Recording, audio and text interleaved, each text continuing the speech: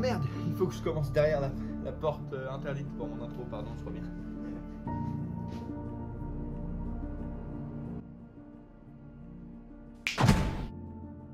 Pour cette vidéo, je vous ai prévu un petit quelque chose en plus. C'est un peu comme mon cadeau de Noël en retard pour vous remercier d'avoir regardé cette chaîne cette année. Ambiance. Et j'ai prévu d'agrémenter un peu cette vidéo et de rendre un peu ça spécial.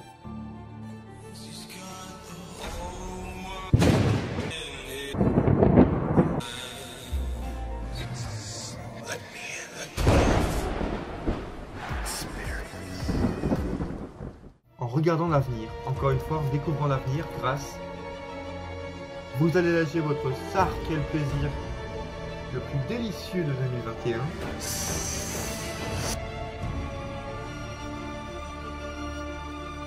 Et vous savez que ici, l'avenir souvent est assez réel.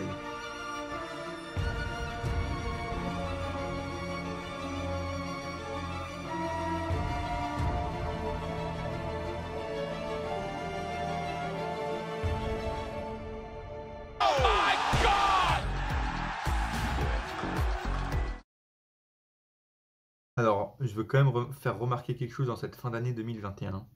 Reprenez ma première vidéo de 2021. Ça va faire 1 an, dans quelques semaines, que je suis pas allé au coiffeur. Regardez dans quel niveau on est arrivé, quoi. Je trouve que bon, je dois raser un peu sur les côtés, mais là, franchement, niveau capillaire, regardez-moi ça, c'est plaqué à la perfection. Vous trouvez pas ça magnifique? La queue de cheval en 1 an, une seule année, les gars. C'est beau. Vraiment, likez la vidéo, c'est beau, quoi.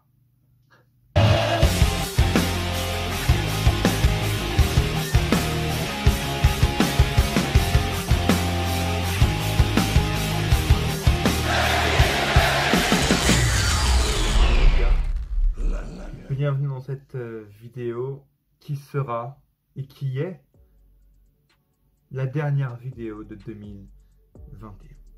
Merci de me rejoindre et bienvenue dans cette vidéo pronostic 2021. La dernière vidéo pronostic de 2021 et aussi à coup sûr ou pas, pour ceux qui regardent la fin de mes vidéos, ils ont la référence, à coup sûr la dernière vidéo de l'année 2021 sur la chaîne Darren and Niska. Je n'aurai simplement pas le temps d'en tourner d'autres. Ou pas. Il faut être toujours abonné et toujours être prêt sur la chaîne Darren and Niska. Mais je vous remercie de me rejoindre ici sur cette vidéo. J'ai prévu d'agrémenter un peu cette vidéo pour cette fin d'année, dernière vidéo de l'année, et de rendre un peu ça spécial en regardant l'avenir. Encore une fois, en découvrant l'avenir grâce, vous l'avez vu, à l'ouverture de Booster Slam Attacks. En fin de vidéo, soyez prêts, on va découvrir l'avenir. Et vous savez que ici, l'avenir souvent est assez réel. Et tout ce qui se passe là dans ces cartes peut être réel. Donc, soyez prêts les gars. Fin de vidéo. Tout d'abord pour commencer sur la chaîne, justement parce qu'on y est. C'était une année vraiment sympa, très bien pour la chaîne.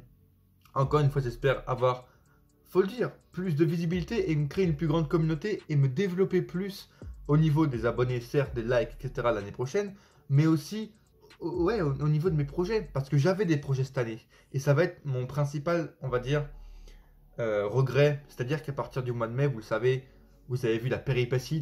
Je pense vraiment, sans déconner, quand j'y repense, les gars. Vous y repensez aussi. C'est pas une des plus grandes storylines, le fait de mon alternance là, qui a commencé, c'était en juin 2019. Et j'ai trouvé mon alternance en mai 2021. La storyline, elle a duré 2 ans. Est-ce que c'est pas la plus grande storyline YouTube Catch FR, sans déconner? Mais bref, du coup, quand j'ai trouvé mon alternance en mai 2021, depuis ce mois-là, j'ai plus le temps de tourner des vidéos comme je souhaite. Et c'est très dérangeant. C'est-à-dire que même pour les vidéos pronostics ou pour les vidéos review, par exemple, la dernière review, peut-être que je sais plus quand est-ce qu'elle remonte. J'ai pas eu le temps de faire les reviews pour les séries, pour Crown Jewel, pour SummerSlam avec retour de Becky, etc. J'ai pas eu le temps. Pour la review All Out, le début, les retours et début de CM Punk en AEW, j'ai dû en faire une vidéo annexe avec Biggie, champion, etc. Donc le Every Catch d'un côté me sauve. Si vous avez vu le dernier Every Catch d'ailleurs, c'est un des avantages également, c'est que voilà, maintenant je parle comme toujours, mais maintenant je développe encore plus ça, c'est que je parle de tout. J'aime bien discuter Et j'aime bien que vous soyez intéressés également, comme ma dernière vidéo où on parle de Catch Club. Voilà, j'adore en fait ces sujets-là et les Every Catch me sauvent parce que ça me permet de faire des vidéos plus facilement sans me réfléchir. Et puis aussi, voilà, on parle de tout grâce à Every Catch. C'est le principe du thème et du projet en fait. Donc c'est plutôt plaisant, mais voilà, le fait est que j'ai pas eu le temps de développer tous mes projets cette année parce que j'ai pas le temps. Et j'espère que l'année prochaine, les gars, j'essaie de mettre en place un peu ça moi-même de mon côté, mais d'avoir plus de temps. Et pourquoi pas d'avoir plus de temps simplement pour pouvoir faire plus de vidéos, donc m'organiser mieux. Parce que c'est compliqué avec le taf justement et les cours aussi, je suis en alternance. Mais aussi, pourquoi pas, je pense à faire revenir d'anciens concepts, projets, j'ai envie de dire. Comme, bon bref, je ne vais pas vous le dire, mais des vidéos que je pourrais tourner, tu vois, qui parleront d'anciennes choses dans le catch, et qui pourront faire que si je les tourne par exemple même 2-3 mois avant, je peux les sortir 3 mois plus tard, il n'y a pas de problème parce que c'est des vidéos qui ne sont pas fixées dans le temps. Alors que le problème avec nous, notre passion, le catch, il y a des deadlines tout le temps, pronostic, review, je veux dire, je vous sors une review de Survivor Series maintenant, vous en avez rien à foutre et c'est totalement normal. Et j'arrive plus à tenir les rythmes vraiment du catch, que ce soit VVE, AEW, ou même les storylines, ou même les histoires, les rumeurs qui sortent. Il faut que je les sorte en la semaine, sinon évidemment, le monde du catch évolue. Donc je vais essayer de changer ça en 2022. J'espère en tout cas que l'année ici vous aura plu sur cette chaîne. N'hésitez pas vraiment à me dire en commentaire. On va dire que c'est la vidéo de fin, de review, etc. Et c'est la vidéo pronostic. Vous le savez que, voilà, je vais essayer. Normalement, c'est des vidéos un peu plus, on va dire, pro et un peu moins qui parlent de moi, les vidéos pronostics. Mais là, cette fois, pour la dernière, je prends un peu plus de temps. Donc n'hésitez pas à me dire dans les commentaires si vous avez aimé cette année sur ma chaîne, qu'est-ce que vous auriez aimé voir et qu'est-ce que vous aimeriez voir pour le futur de la chaîne Darren Ennis Catch. Vraiment, c'est avec vous. Je fais des sondages et je vous pose des questions sur Instagram par rapport à ma chaîne, par rapport à ce que vous voulez voir au niveau des vidéos et même pour moi, je m'amuse avec vous sur Insta, c'est assez marrant et tout.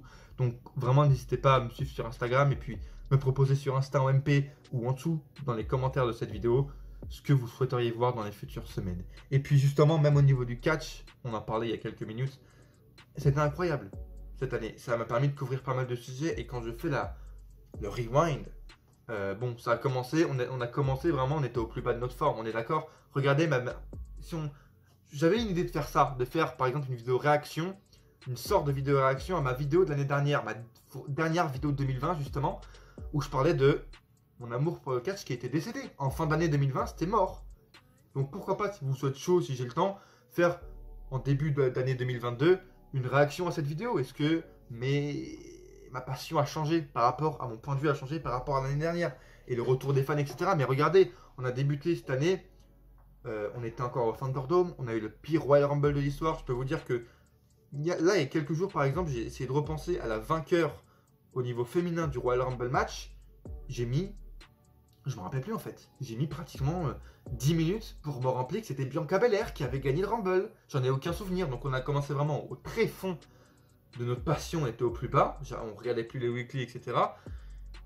Voilà, et on est passé par le retour des fans, un WrestleMania 37 exceptionnel, avec ce fait de jusqu'au dernier moment, on ne savait pas si on allait avoir WrestleMania avec la tempête, etc. C'était fou.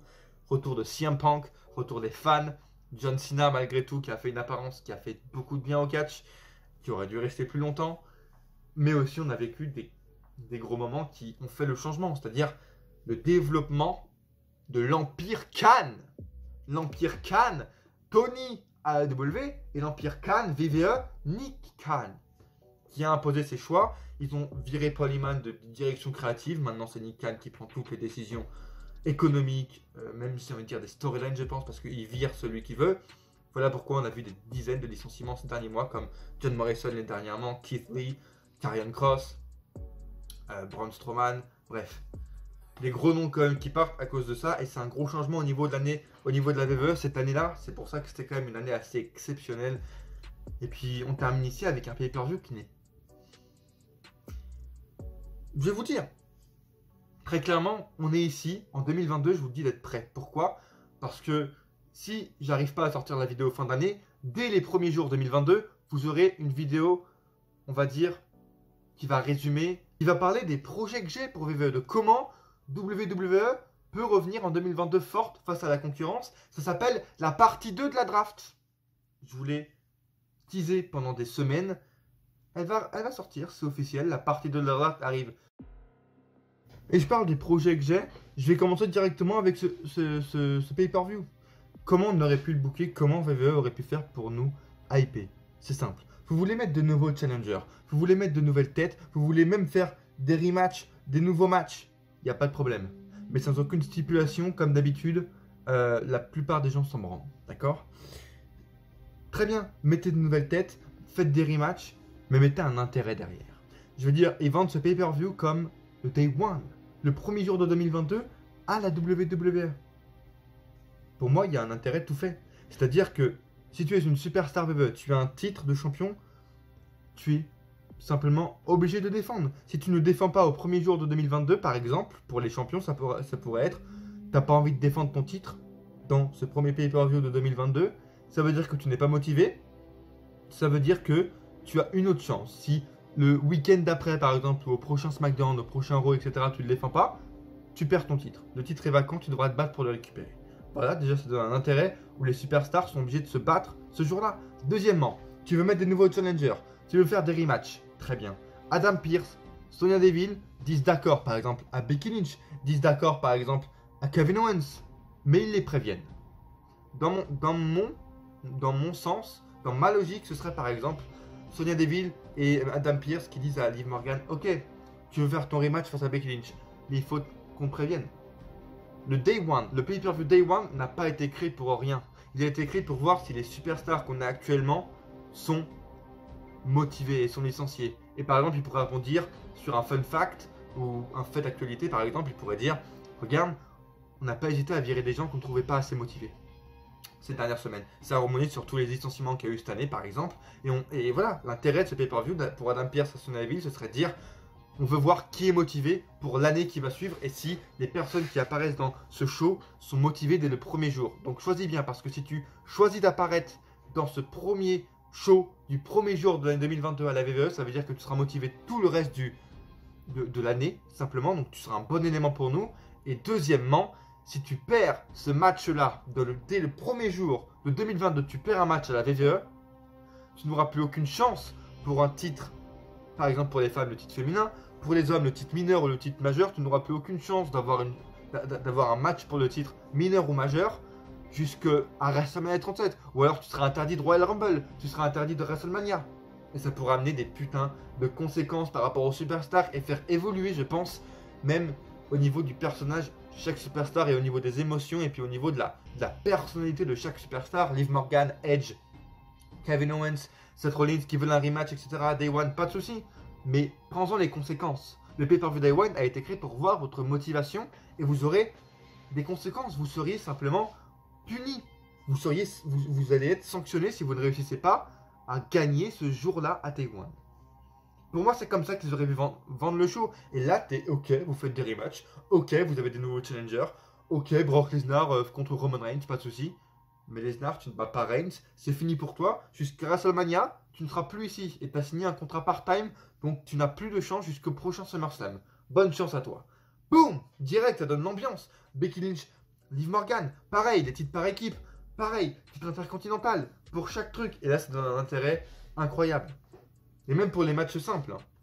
Tu gagnes pas ce match, le gagnant, le perdant de ce match n'a pas le droit à une opportunité pour le titre, où il devra aller dans le Royal Rumble pour se qualifier. S'il ne gagne pas au Rumble, c'est fini. Bref, voilà, ou interdire des gens du Rumble s'ils perdent un des matchs ce soir à Day One. Pour moi, ils auraient vendu Day One en mode, on veut voir si nos superstars sont motivés dès le premier jour de 2022.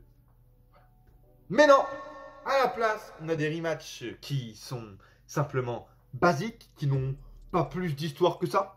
On a des matchs qui sont là pour faire attendre. On a quand même Drew McIntyre contre Matt Capmos. Pour nous faire attendre quoi? McIntyre contre Baron Corbin au Royal Rumble 2022? Ça va être bon. On a Becky Lynch Morgan. Si Liv Morgan ne gagne pas, on a quoi? Un autre rematch au Royal Rumble 2022? Lesnar, Reigns, pour nous faire attendre quoi? The Rock. Regardez ma dernière vidéo Every Catch. On regarde les codes de Paris du Royal Rumble 2022 ensemble. Et on a The Rock qui arrive en deuxième place. Allez voir mes codes de Paris du mois de décembre 2021, un mois et demi avant le Rumble 2022, qui sort favori au niveau des femmes et des hommes. C'est dans ma vidéo Every Catch qui est sortie la semaine dernière pour vous normalement. Donc écoutez, je vous dis dans les commentaires, je vous demande de me dire dans les commentaires si vous êtes hypé par ça, si vous trouvez que c'est un pay-per-view et si vous trouvez mon idée bien. C'est-à-dire de vendre ça comme, putain, chaque superstar devra se battre, tu vois. Et devra prouver que c'est les meilleurs. Sinon, ils sont punis, ils auront des conséquences. Je trouve ça plus hypant en fait. Il faut ramener des stipulations au match, aux rivalités. C'est la base, tu vois. Bref, dites-moi dans les commentaires et faites vos pronostics. Qui voyez-vous vainqueur entre Madcap Moss et Drew McIntyre? Qui va avoir l'avantage? Dans quelle équipe sera l'avantage avant le match incroyable? Ce sera quoi le match, je sais pas, de l'épée? Thor, tu vois, qui va être Thor entre Drew McIntyre et Baron Corbin au Royal Rumble 2022? Ouh, ça va être incroyable. Faites vos pronostics dans les commentaires. Le Miz, tu vois, aucune référence au fait qu'il n'y ait plus de John Morrison, il ramène Maryse, super, yes. Il perd, il se passe quoi? Oh là là, qu'est-ce qui se passe pour le Miz s'il perd? Oh là là là. Absolument rien. Comme on le sait, c'est évident en fait. C'est une évidence. Évident. Bref. On va dire 6 matchs à pronostiquer, mais il y en a 2 qui vont sûrement être ajoutés. Abonnez-vous avant ça pour ne pas rater justement les prochaines vidéos, la partie 2 de la draft qui arrive. Pour ne pas rater les futures vidéos sur le Rumble, sur les codes de Paris du Royal Rumble qui arrivent, une qui est déjà sortie, je vous le rappelle, en Every Catch. Et puis, ouais, simplement, si vous voulez me soutenir, surtout ça. Et likez la vidéo si vous voulez me soutenir et si vous aimez ce que vous voyez actuellement sur votre écran.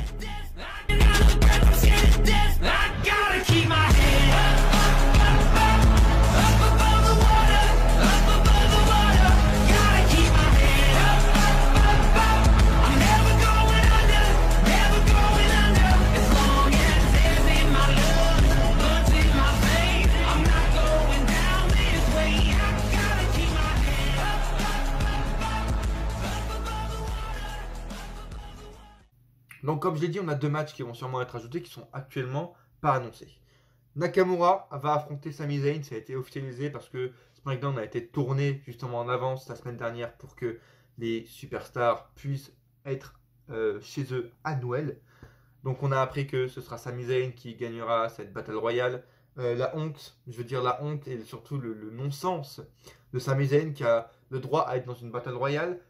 Ok, d'accord. Comment? On ne sait pas parce qu'il a perdu son dernier match. Son dernier match qui était face à Reigns, qu'il avait gagné déjà avec une Battle Royale. Bon, ça montre la crédibilité du mec.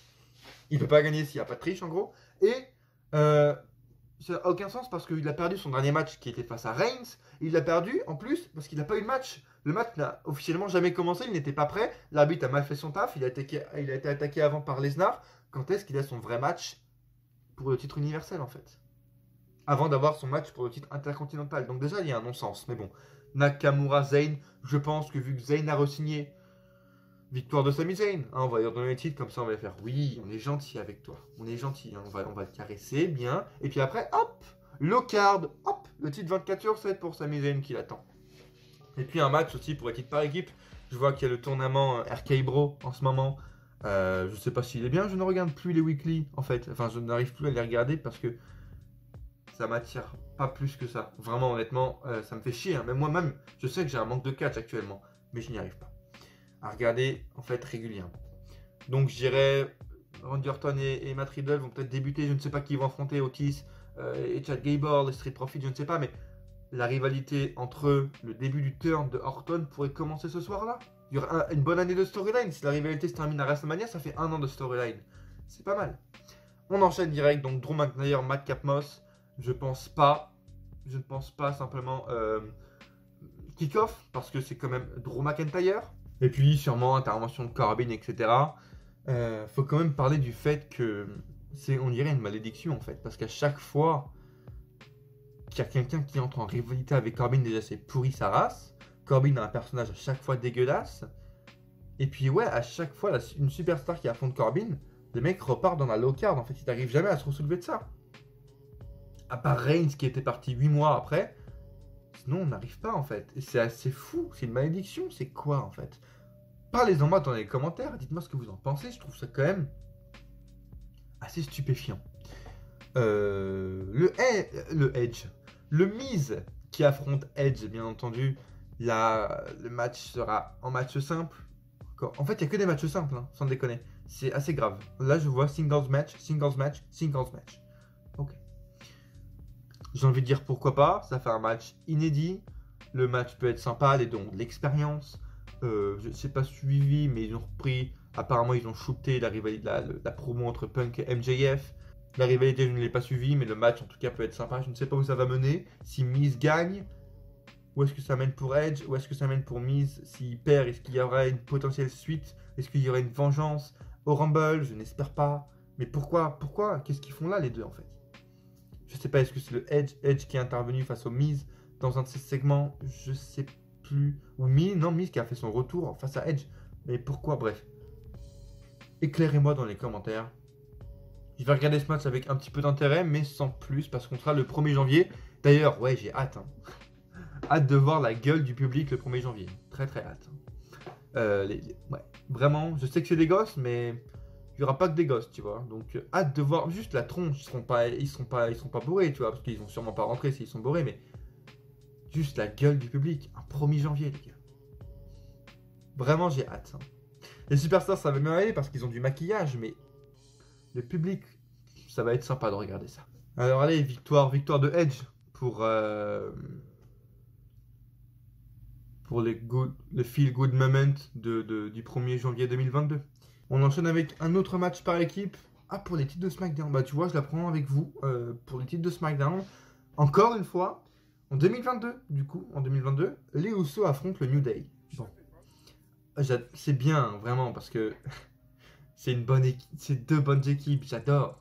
Mais en 2022, on aura encore Usos qui ont évolué, qui sont hip, qui sont avec leur putain de cousin, contre New Day qui lui aussi a évolué. Il n'y a plus Big E dans New Day, Kofi Kingston est normalement King of the Ring, à part s'il a pas récupéré sa couronne, on sait rien, mais normalement il a une nouvelle gimmick. Ça a évolué, tu vois, le monde a changé. Moi j'aimerais bien voir des nouvelles équipes arriver. J'adore ces deux équipes-là, tu vois, c'est comme Young Bucks contre Lucha Brothers. Tu vois, ça ne se périme jamais, c'est toujours bon à regarder.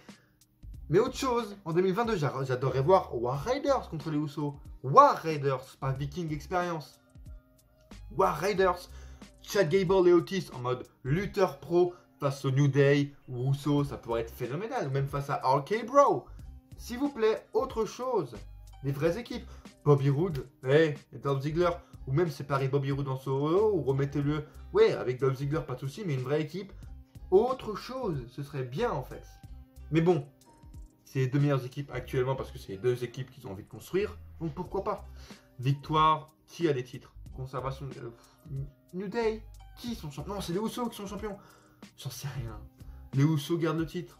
Pourquoi ils ont fait ce match? J'en sais rien. Même si New Day garde ce titre, pourquoi ils font perdre aux Usos? Pourquoi New Day gagne sachant que t'as King Woods? King Woods devrait être du coup en solo maintenant. Devrait aller chercher pour aller atteindre le titre universel ou du moins le titre intercontinental. Qu'est-ce qu'il faut ici? Avec Kofi, je ne comprends pas. Becky Lynch affronte Liv Morgan. Ne vous détrompez pas, j'adore où est Liv Morgan actuellement. Enfin, elle a sa chance. Le problème, c'est que j'ai l'impression que c'est vraiment arrivé comme un cheveu sur la soupe, de une, en mode hop, hop, elle apparaît là dans les backstage. Le segment était sympa, la rivalité est cool. Elle a un peu trash talk en disant que c'est à cause de Becky que Ruby Soho, j'ai repris l'habitude, ou Ruby Riott et Sarah Logan sont partis, c'est de meilleurs potes. Il y a eu un peu de shoot dans la rivalité, c'était cool, les segments étaient sympas.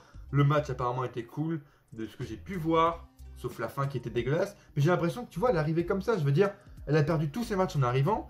Les deux étaient dans le même roster à SmackDown. Déjà, pourquoi ils ne se sont pas affrontés à SmackDown? Aucun sens, parce que depuis qu'elle est arrivée à Raw, Liv Morgan n'a pas plus gagné qu'à SmackDown. Donc à partir de ce moment-là, ça n'a aucun sens. Deuxièmement, pourquoi c'est elle, tu vois? Elle n'a pas gagné justement à Raw, pourquoi elle apparaît comme ça? Oh! Et puis elle a un match pour le titre.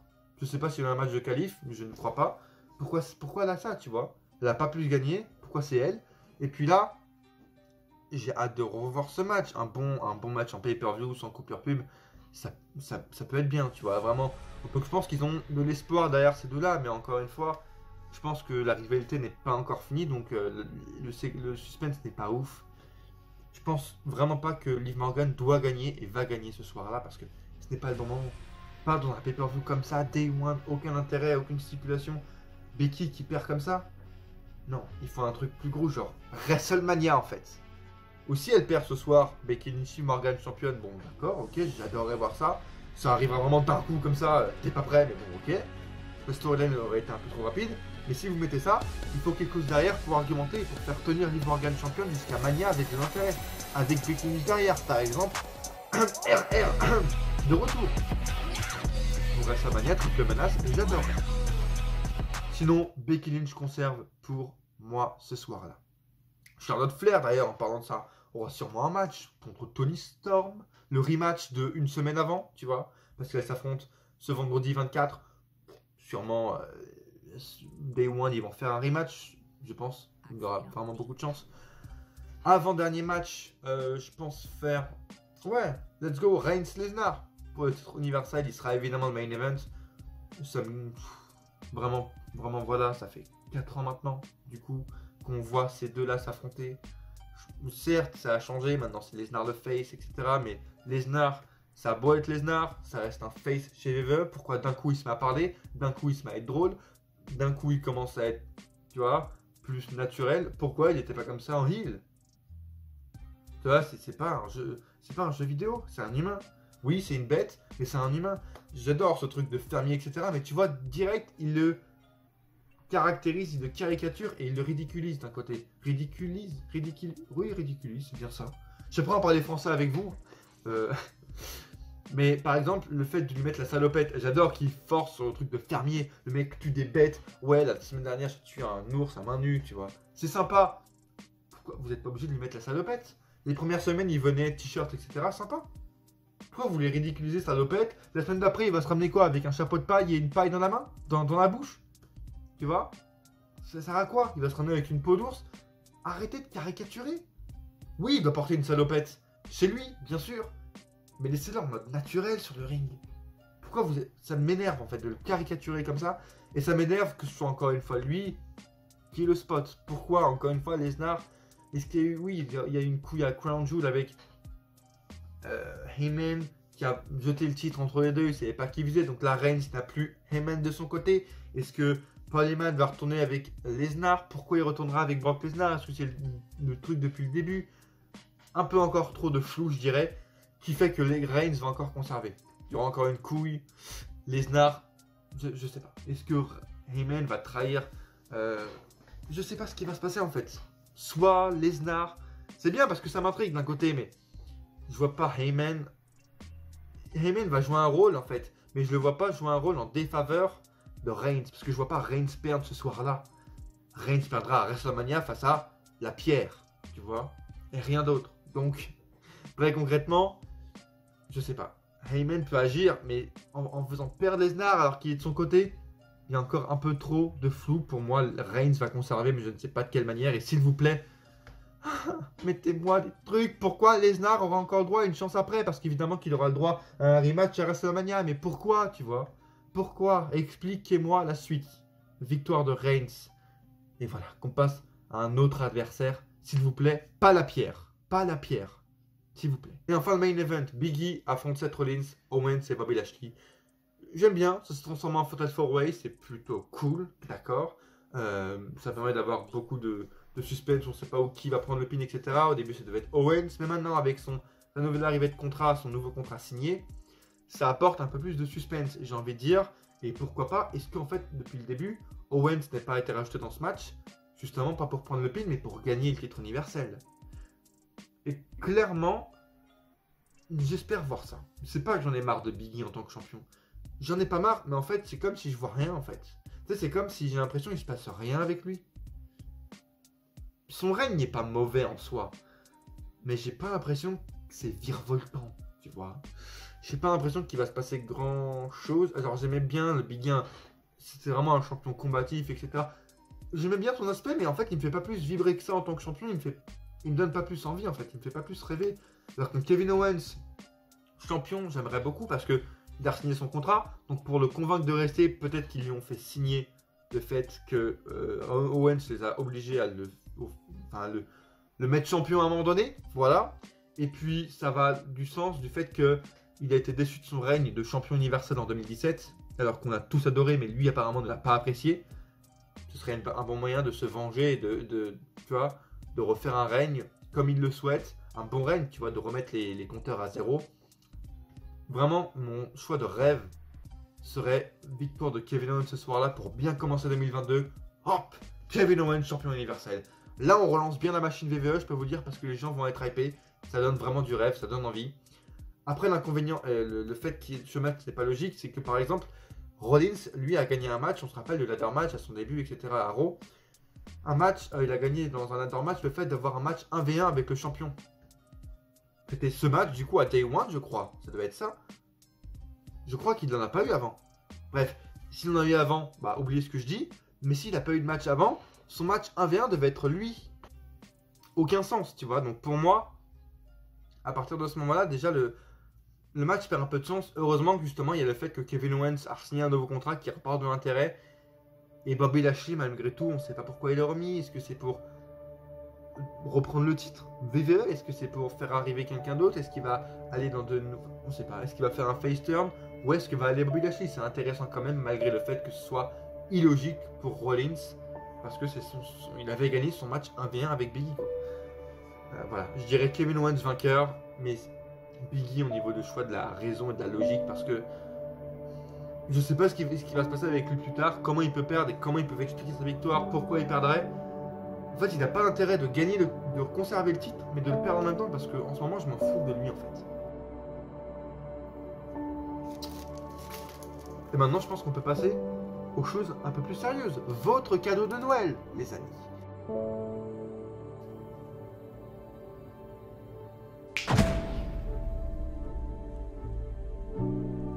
Ambiance. Atmosphere. Illumination.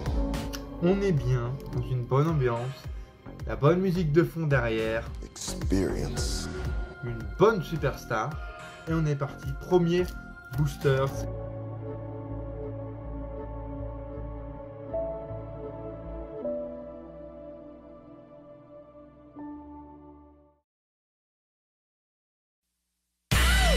Velveteen Dream. C'est votre cadeau de Noël, j'espère que vous êtes contents de voir ça sur cette chaîne. Je vous le rappelle, hein, chaque fois qu'on a des boosters ou un truc qui vient des Slam Attacks, il y a toujours un truc qui se passe parmi ces cartes. Ensuite, dans le futur, du catch, un début, un licenciement, un retour, bref. On a Sasha Banks ici, pourquoi pas. Plutôt bonne en ce moment, en WWE Icons. Voilà, elle dérange pas plus que ça, même si je pense que je sais pas ce qu'ils vont foutre avec elle. Est-ce qu'elle va affronter Charlotte Flair à WrestleMania, j'en sais rien. Bryan Danielson, Daniel Bryan, énorme match depuis qu'il a la W, dernier match 60 minutes avec Hangman Page. Est-ce qu'un titre l'attend en 2022? Je pense que, évidemment. On a ici Santana Garrett qui a été licencié il y a des mois, au début de la pandémie je crois, on en a rien à foutre. Ici, est-ce que ce serait un putain de teaser? Asuka the Pig, Huskus, de la Firefly Funhouse. Est-ce qu'il y a des indices à voir? Je pense que oui. Pourquoi? Le reste, c'est Tegan Nox. Bon, d'accord. Ok. J'espère qu'elle va rebondir à la AEW, un peu comme Undermoon. Est-ce qu'il y a des indices à voir? Je pense que oui. Bray Wyatt, Huskus the Pig, pour les ouvertures de Booster Slam Attacks, pour la dernière vidéo de 2021. Je pense que l'indice est assez gros, les gars. Il pourrait avoir marqué AEW sur cette carte. Je pense que ça ne choquerait personne. Bienvenue en 2022 et soyez prêts pour 2022. Je pense que déjà le premier paquet suffit. On va quand même se faire un deuxième paquet parce que on est à Noël. C'est bien, c'est votre cadeau de Noël. On est à la fin de l'année, on va se faire plaisir, les gars. Le coup de grâce de Finn Balor. Le pauvre, son personnage est mort dès son premier mois de retour. Qu'est-ce qu'il fait maintenant? Il perd face à Austin Theory dans un match de 2 minutes. Et pareil ici pour Shayna Baszler, même cas. Mais est-ce que ça ne prédit pas la vainqueur du Rumble? Je ne sais pas. Allez voir ma dernière vidéo, Every Catch, sur les codes de Paris du Rumble. On décrit ensemble tous, on voit les codes de Paris, les personnes qui reviennent, les 5 premiers, les 5 favoris qui reviennent à chaque fois sur le site des cotes de Paris. Et Shayna Baszler fait partie du lot. On a ensuite Bobby Lashley. Sacré paquet par contre. Là vraiment, Shayna, Bray Wyatt, Et maintenant, Bobby Lashley ça prédit la victoire ce dimanche, dès le 1er janvier 2022 de Bobby Lashley qui récupère son titre, je ne sais pas. Dolph Ziggler, on en parlait tout à l'heure, le résistant, j'ai envie de dire le résistant de la WWE, le mec ne partira jamais. Il arrive toujours à esquiver les licenciements, c'est incroyable. Et l'avant-dernier, Joaquin Wilde, bon, il pète un peu l'ambiance ce mec parce qu'on va pas se le cacher, ok, il était bien à NXT, mais sans plus. Et ok, je croyais que c'était Liv Morgan, c'est au final Scarlett Bordeaux. On peut l'associer à Killer Cross, Karrion Kross qui a été viré il y a quelques semaines par la WWE. Est-ce qu'on peut en voir des prémices, des indices de son futur? Est-ce que oui, Scarlett Bordeaux a un futur avec Killer Cross? Est-ce que ça prédit un début prochain? Pour eux, on a eu ça, on a eu Bray Wyatt, Huskus, Bobby Lashley, sacré 2 paquets de cartes. Vous en faites la vie que vous voulez. Je pense que à partir de là, on a déjà pas mal d'indices et ça a été quand même un paquet pas mal et qui va être pas mal discuté et qui va sûrement être très intéressant à garder en mémoire. Gardez en mémoire ce qu'on vient de découvrir ici aujourd'hui. Merci de m'avoir suivi. Rendez-vous en 2022 pour une prochaine vidéo s'il n'y en a pas avant. Et à coup sûr, likez la vidéo, bien sûr, abonnez-vous. Et à coup sûr, on se retrouve dans une prochaine vidéo en 2022. Ou pas.